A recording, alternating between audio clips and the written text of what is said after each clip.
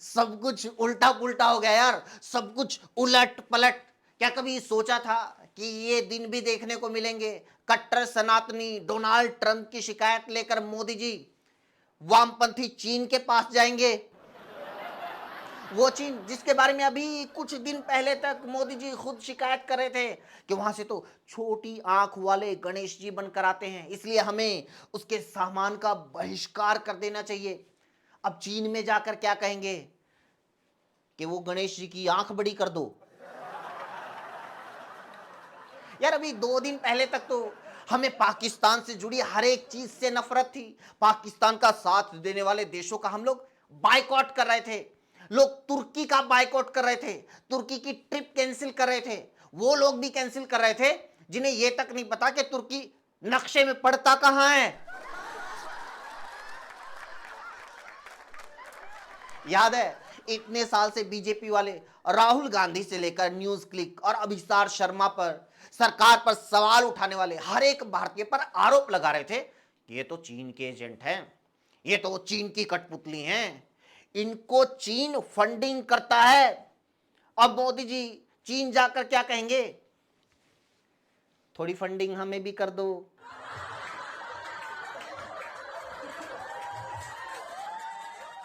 पहले बीजेपी वाले राहुल गांधी को बोलते थे ये तो एंटी इंडिया है, सोरोस का एजेंट है, चीन का एजेंट है। अब बोल रहे हैं ये ट्रंप का एजेंट है।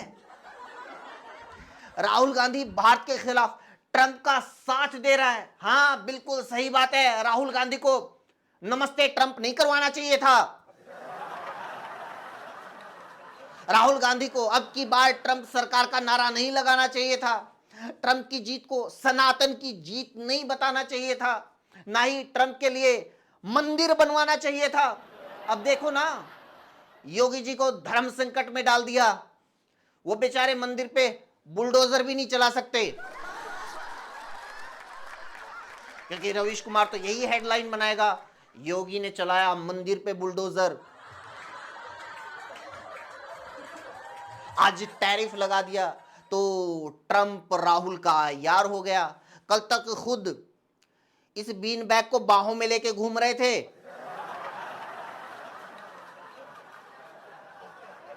पता है मोदी जी को विपक्ष का कोई नेता ये नहीं कह रहा कि आप ट्रंप की शर्तों को मान लो या ट्रंप के साथ डील कर लो।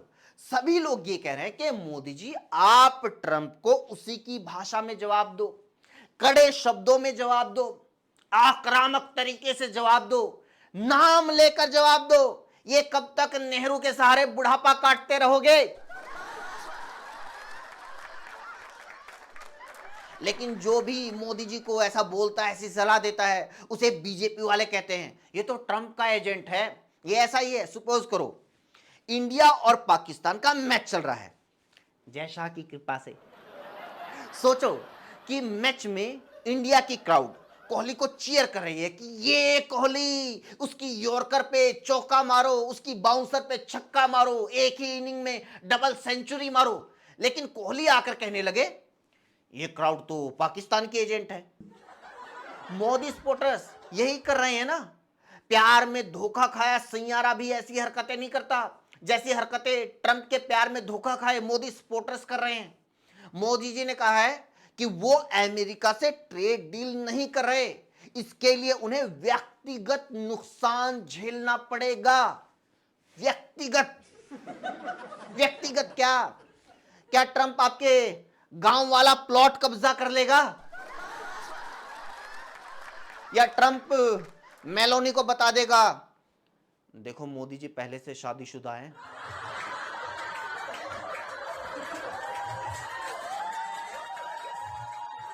नहीं, क्या क्या व्यक्तिगत? मोदी जी आप देश के प्रधानमंत्री हैं, आपका कोई भी फैसला इस देश के लोगों को व्यक्तिगत फायदा या नुकसान पहुंचा सकता है, आपको नहीं। आपने जिस तरीके से अमेरिका और ट्रंप को आज तक डील किया है, जिस तरीके से आपके दोस्त ने भारत के ऊपर टैरिफ थोपा है, इससे व्यक्तिगत नुकसान होगा उन एक्सपोर्टर्स को जो अमेरिका में अपना सामान बेचते हैं। जॉब जाएगी उनकी, जो लोग एक्सपोर्ट करने वाली कंपनियों में काम करते हैं। व्यक्तिगत कीमत वो लोग चुकाएंगे, आपका कुछ नहीं। आपको तो वही पहले की तरह बिहार में रैली करके हिंदू मुसलमान करना है। ये ट्रंप के टैरिफ को लेकर एक और बात कही मोदी जी ने कि वो कभी भारत के किसानों के हितों के साथ समझौता नहीं करेंगे। हाँ बिल्कुल, बस उनके रास्ते में कील ठोक देंगे। देखा है आपका किसान प्रेम भारत के लोगों ने। अभी आपकी ही पार्टी के पूर्व राज्यपाल सत्यपाल मलिक का निधन हुआ, आपकी सरकार ने उनका राजकीय सम्मान के साथ अंतिम संस्कार तक नहीं किया, क्योंकि उन्होंने किसानों के समर्थन में बोलने की हिम्मत की थी। देखा है सबने, आपकी मीडिया और आपकी सांसद कंगना रनौत का किसान प्रेम, जो रोज किसानों को खालिस्तानी बोलते हैं। सच ये है कि ट्रंप जो डील भारत पर थोपना चाहता है, अगर वो डील मोदी जी आपने की तो भारत में कोई आपका और बीजेपी का नाम लेवा नहीं बचेगा, क्योंकि ट्रंप भारत के कृषि, डेयरी, सी फूड सेक्टर में अमेरिका की एंट्री चाहता है। अगर ऐसा हुआ तो भारत का कृषि, डेयरी, मत्स्य सेक्टर बर्बाद हो जाएगा। ये वो सेक्टर्स हैं जिनसे भारत की लगभग 60% आबादी डायरेक्टली जुड़ी हुई है और लगभग 100% आबादी इनडायरेक्टली जुड़ी हुई है। 2023 के आर्थिक सर्वे के मुताबिक कृषि क्षेत्र भारत में लगभग 46% आबादी को रोजगार देता है।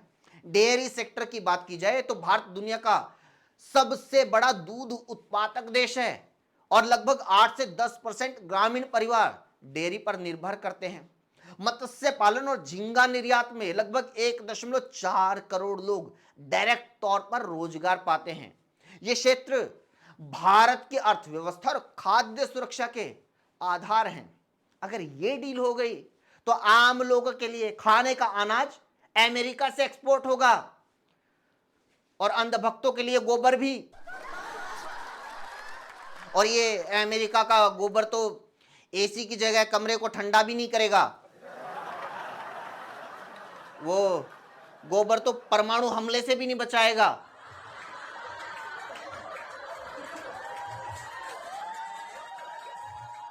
ये डील भारत के लिए कितनी खतरनाक है, इस बात का डोनाल्ड ट्रंप को अच्छे से पता है। सवाल यह है कि बावजूद इसके उसने ये कैसे सोच लिया कि वो भारत के साथ ऐसी डील कर लेगा। ये मोदी सरकार के अमेरिका की तरफ झुकाव की नीति, मोदी जी के दब्बू पर नाम ना ले पाने की हिम्मत ना करने वाले कैरेक्टर की वजह से ट्रंप हिम्मत कर पाया है। ये सीधे तौर पर इस सरकार की डिप्लोमेसी का फेलियर है और ये बार बार हुआ है। पहले चीन के साथ बाइकॉट खेला और अमेरिका के पिछलुग्गू बन गए, वहां से टैरिफ पड़ा तो फिर चीन की याद आ गई, कल को बॉर्डर पर फिर से टेंशन होगी तो अमेरिका की ओर चल देंगे। यही है हमारी विदेश नीति, यही है भारत को आगे लेकर जाने का रोड मैप।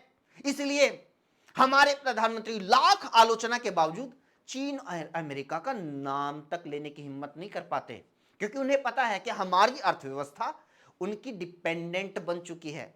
आज पेट्रोल, डीजल, सोने, fridge, washing machine, microwave, air conditioner, speaker, headphone, laptop, tablet, smart watch, camera, machinery, chemicals, plastic, खाद, हीरे, वनस्पति तेल, दवाइयां, कीमती घड़ियां, हवाई जहाज, अंतरिक्ष यान, कंप्यूटर, लैपटॉप, कपड़े, X ray machine, ultrasound machine, MRI machine, surgical tools, blood pressure monitor, oxygen concentrator, ventilator, thermometer, dialysis machine, कागज, notebook, printing paper, tissue paper, cardboard, packaging box, furniture, जूते, कॉफी, जूसर मिक्सर, ऑप्टिकल, चश्मा, contact lens, telescope, microscope, camera lens, projector, laser device, optical sensor, यहां तक कि lipstick, face cream, perfume, shampoo, conditioner, face powder, mascara, nail polish, hair dye, body lotion, sunscreen, ये छोटी छोटी चीजों से लेकर लड़ाकू जहाज तक हमें चीन जैसे दूसरे देशों का मुंह ताकना पड़ता है। रोज दुश्मनी के नारे लगाने के बावजूद भारत चीन के बीच व्यापार घाटा 100 अरब डॉलर का हो चुका है। खुद सरकार लाखों करोड़ के कॉन्ट्रैक्ट चीन को दे रही है, गलवान में हमारे सैनिकों की शहादत के बाद भी दे रही है। उसी चीन को जो वाम पंथ का एपिसेंटर है, जो पूरी दुनिया में वाम पंथ को फैलाना चाहता है, उसी चीन को पलकों के झूले में बैठाते हैं और भारत में वामपंथियों को गालियां देते हैं। क्या ये कबीर सिंह का टॉक्सिक लव, थप्पड़ भी तुम्हें मारूंगा और प्यार भी तुम्हें करूंगा। आज हमारी इकॉनमी दूसरे देशों की गुलाम होती जा रही है। अमेरिका हो या चीन, ये देश जानते हैं कि कैसे दूसरे देशों को और खासतौर पर विकासशील देशों को बिना लड़े वश में करना है। ये देश इसी तरह दबाव डालकर डील करते हैं और फिर दूसरे देशों को कंट्रोल करते हैं। इन देशों के चंगुल से बचने का एक ही तरीका है, अपने देश को कुशल बनाओ, अपनी technology, manufacturing, industry, quality, expertise, research, innovation, specialization को आगे बढ़ाओ। लेकिन हिंदू, मुसलमान और मोदी के गुणगान से फुर्सत मिले तो ये सब होना। अपने एजुकेशन सिस्टम को सुधारो, उसे अकबर औरंगजेब की बहस से बाहर निकालो। लेकिन कर क्या रहे हैं? इस बात पर बहस कर रहे हैं कि अकबर को स्कूल में महान पढ़ाना है या क्रूर। स्कूल की छत बेशक गिर जाए। इस एटीट्यूड से हम लोग विश्व गुरु नहीं, सिर्फ विश्व मजदूर बन सकते हैं जो बने हुए हैं। इसके साथ वीडियो में इतना ही दोस्तों। कैसी लगी कमेंट करके जरूर बताइए और लोगों तक शेयर कीजिए। जुड़ने के लिए चैनल को जरूर सब्सक्राइब कीजिए। Thank you so much.